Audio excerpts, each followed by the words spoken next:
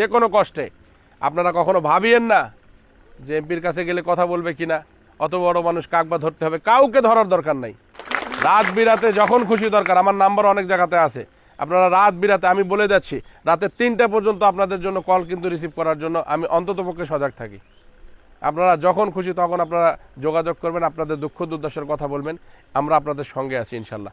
আপনাদের কষ্ট হোক এমন কিছু বোঝা চাপিয়ে দেব না আপনাদেরকে। আমার আগে যিনি এমপি ছিলেন 3 মাস ঘুরে তার কাছে ডিও লেটার পাওয়া যেত না, অনেক ব্যাখ্যা অনেক দাবি, তারপরে ডিও লেটার দিত। আর আমি কি করছি যে যাতে আমার জনগণ কষ্ট না পায়, আমি পুরা ডিও লেটারের বই ওনাকে দিয়ে দিছি যে আপনি এটা রেখে দেন এবং আমার জনগণের জন্য কোথায় কোথায় কি প্রকল্পের দরকার আছে আপনি এগুলাকে সাবমিট করতে থাকেন। কত শত প্রকল্প আছে, সেটা বিদেশি ফান্ড হোক, কুয়েত ফান্ড হোক বা ওয়ার্ল্ড ব্যাংক হোক, যেখানে হোক না কেন, আপনাদের ভাগ্যের উন্নয়নের জন্য কিন্তু আমরা কাজ করে যাচ্ছি। এই ফার্স্ট ক্লাস পৌরসভায় জননেত্রী শেখ হাসিনা কিন্তু আসছে, আপনারা জানেন। আমরা আশায় বুক বেঁধে আছি যে আমাদের বিরামপুরটা জেলা হবে। আপনাদের এই পবিত্র আমানত নিয়ে কাউকে সিনেমিনি খেলতে দেব না, নিজেও ইনশাল্লাহ এটাকে কলঙ্কিত করব না।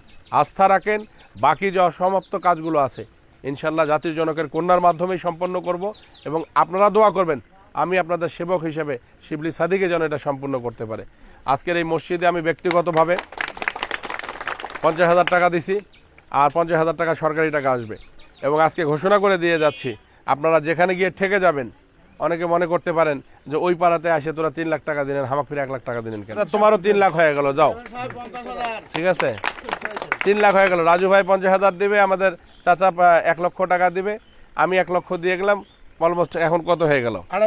3 লাখ। আচ্ছা 3 লাখে হয়ে যাবে, অসুবিধা নাই, আরো 50,000 তোমাকে দেওয়া হবে দরকার হলে, তোরা এটা চিন্তা করেন না।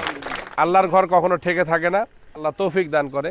আপনারা সব অবশ্যই আল্লাহর ঘরে এটা দিবেন, কারণ যতদিন পৃথিবী থাকবে, এই ঘরে যতদিন ইবাদত বন্দিগি হবে, এটা সদকায়ে জারিয়া আপনার কিন্তু কবরে পৌঁছাতে থাকবে।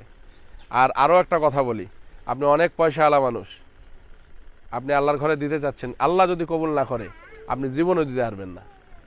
আল্লাহ যদি কবুল না করে, আপনার যত চেষ্টা করেন না কেন, আপনারা কোনোদিন আল্লাহর ঘরে একটা পয়সাও দিতে পারবেন না। আমি অনেক কোটিপতি দেখছি, অনেক পয়সাওয়ালা লোক দেখছি। আপনারা যে আমাকে দাওয়াত দিয়েছেন এই মসজিদের জন্য, আমি ধন্যবাদ এবং কৃতজ্ঞতা জানাই।